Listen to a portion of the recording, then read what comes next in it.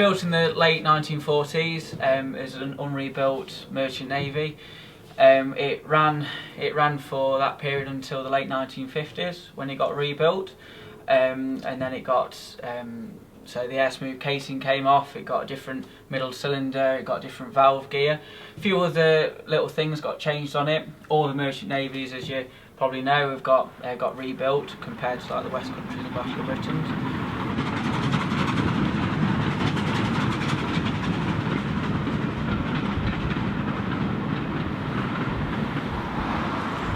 It then saw BR service down in the southern network. We based it at a few different depots. It pulled all like the major trains really for the southern, which is really good for the loco. But most merchant navies did.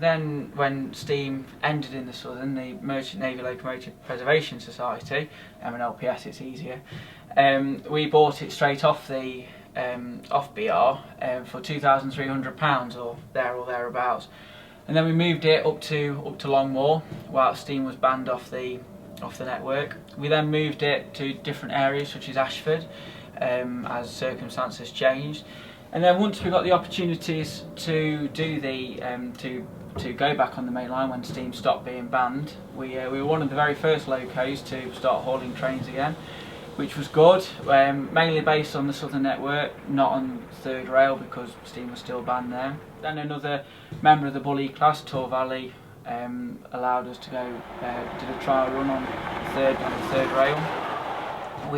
So then we followed suit. We did a lot of runs on there.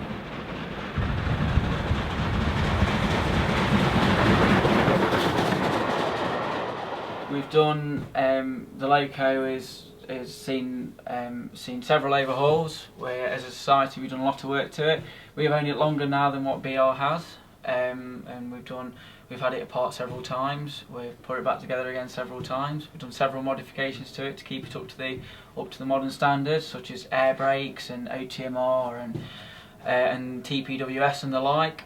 And now we do about 20 odd trips a year for the VSOE, and we do a few other non-VSOE trips when we can fit it around our busy schedule. I mean, we've got a lot of varied people here of varied ages. I mean, from both, there's a few youngsters below the age of 30, but we've got a lot of guys older than like retirement age or older really. And it's important that their knowledge, because they've got loads and loads of knowledge and it's invaluable knowledge, that they pass it on to us guys so we can keep it going.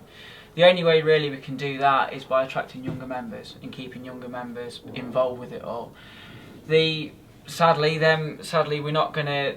People are going to get less active as they get older with it all, and we want to keep it up. We want to keep the loco going. We want to keep mainline standard with it all, and it's just important that we learn the skills off the older people and the people that have been involved for a while, and attracting people like the YREA, which is really good of them guys to attend today and come and have a visit of us, because it's not often we get opportunities to do that.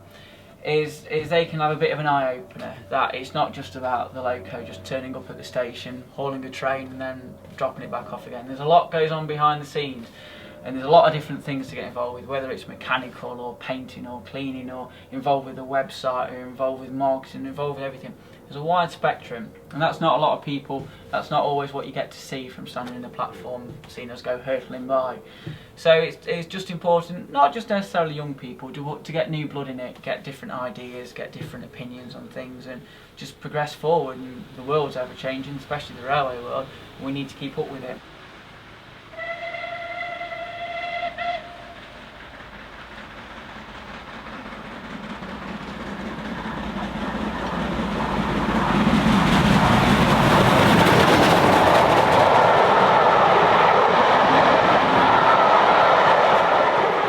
That's an ever-growing area for our society, and something that I really want to attract more people into, because it's simple things like, how do people from the outside world know about Planline? It's usually either seeing it on a YouTube video, having a look on our website, or seeing it going hurtling past.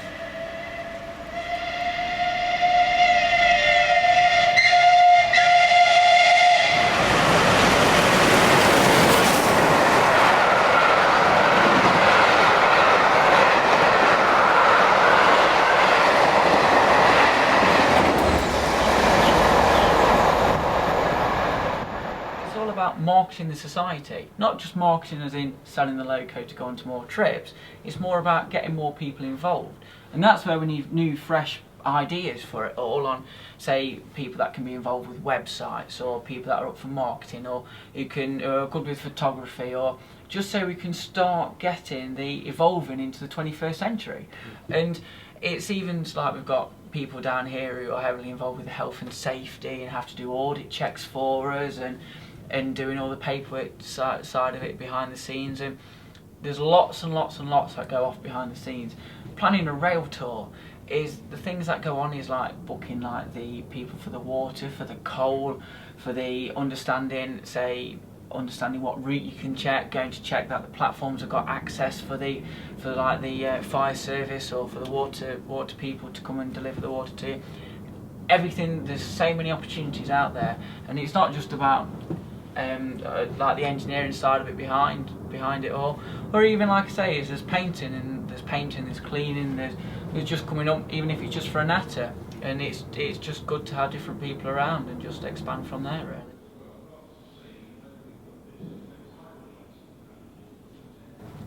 As a rule, no sort of thing. All we're kind of looking for is a little bit of common sense, a little bit up for trying anything, and just really bit of enjoyment out of it, because if they don't enjoy coming up here, or coming to the loco, there's no point in doing it. So if they enjoy it, get a little bit of interest out of it, then we will happily use whatever skills they've possibly got. So if they, like I say, is whatever it might be, we can always put a spare pair of hands to good use. And like I say, a little bit of enthusiasm goes a long way, a little bit of common sense, a little bit of, even if you've got no steam knowledge, we'll happily show that, we'll happily go through that. So yeah, we anything. Say like the first couple of times you come to Stewarts Lane is you might just be doing, either you might just end up like just doing a bit of cleaning for us, say if it's after a run, or say cleaning out the firebox or the grate or the smoke box or something like that. And then as you start getting into it, you might get the opportunity to be working with with like some of our engineers that are down here, just evolving however you want to be evolved really. If say you want to get involved with the engineering side of it all, then we can do. And then so as a rule of thumb, say if you come down fairly regular for like 6 months, 9 months, we'll get you to come out with out in the support coach with us, just so you can see what it's all about being involved with a mainline loco.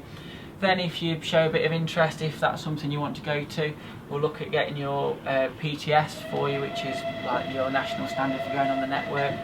Then you can start becoming a support crew member, and it's just evolving from that. We've got a good training package that we try and put out to people, so a bit of theory, a bit of technical, a bit of just being au fait with what the loco is all about.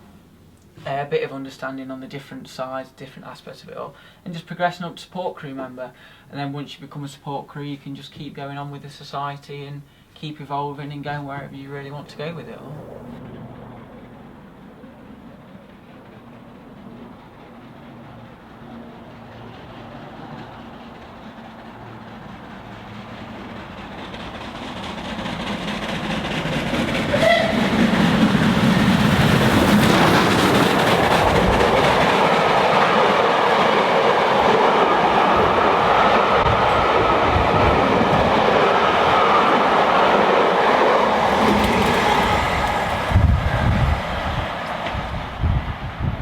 Once you become a support crew member, then you tend to say you do about about 1 in 5 trips or 1 in 6 trips, depending on your availability.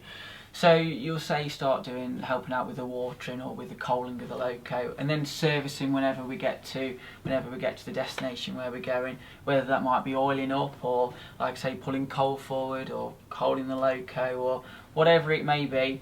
Then once you start getting a bit more comfortable with the loco, start understanding different techniques, then you can start coming up onto the footplate. So you can be the 4th man up on the footplate, like supporting the crews, asking and helping if they've got any questions for you guys to support them, just seeing what that's all going on really. And that depends solely on like the guys that are really involved with it all. It might take a year, it might take a couple of months. It just we're very flexible. We'll help with whatever you guys want to learn or whatever you don't want to learn really, and we'll just go from there really.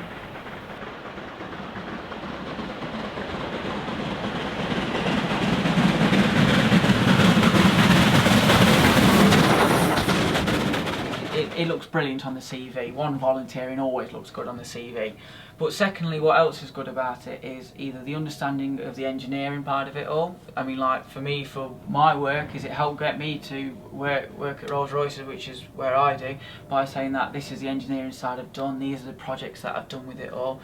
But even if, say, like for argument's sake, like helping with the website, is you might want to go into website design or something like that, it's just helping there. I mean, it's brilliant CV exercise, but also you get to meet a lot of different people who can help you with a bit of steering, a bit of arm around the shoulder sort of thing. Oh, try this, or oh, do you know such and such, and maybe contacts. It's just getting a good base of people to learn from and experience from, and that's what's great about it.